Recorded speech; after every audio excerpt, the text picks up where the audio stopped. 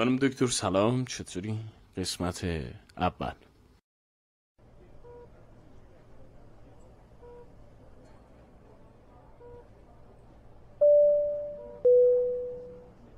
دکتر سلیمانی به اورژانس. خانم دکتر سلام، امیدوارم حالت خوب باشه. میگم یه جوریم، حالم درد میکنه. خانم دکتر تو شبیه یه نفر هستی که من خوب میشناسمش، اما هرچی فکر میکنم یادم نمیاد کیه. مریض شدم فکر کنم، یادم میره، همه چی یادم میره. چند وقت بود یادم نبود ناهار خوردم یا نه 3 روز غذا نخوردم. یادم میره خونم کجاست، تو خیابون میخوابم.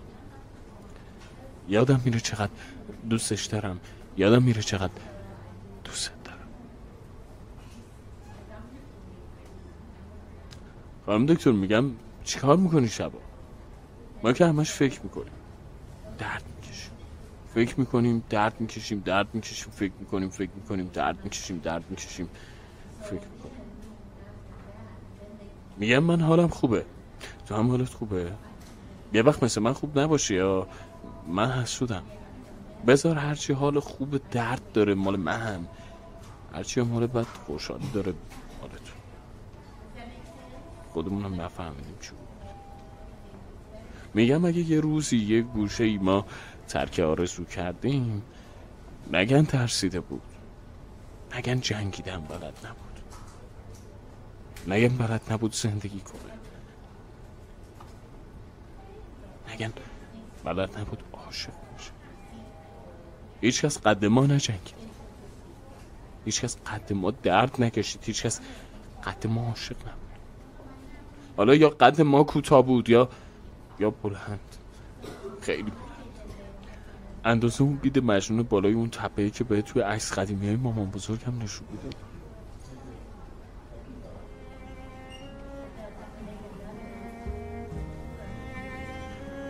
زندگی چه شکلیه خانم دکتر؟ زندگی چه رنگیه؟ میگم اگه آدما بدونن که آخرین باره چی میشه، مثلا این آخرین بلند خندیدن یه نفر، یا این آخرین حرف زدن، یا این آخرین باره که منو میبینم، مثلا خودت چطوری خانم دکتر؟ سکوت قبل رفتنت، نماندنت ندیدنت، مرا میگم گوش کن داره میخونه. چه حسرتیست بر دلم که از تمام بودنت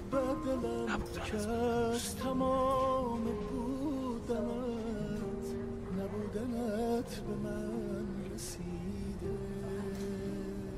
نه که شاکی باشم، نه، فقط حق ما این نبود. ما تحمل نداریم دیگه. امیدوارم تا پایان این مجموعه تحمل کنم. ارادتمند شما، بنیامین صیادی میام.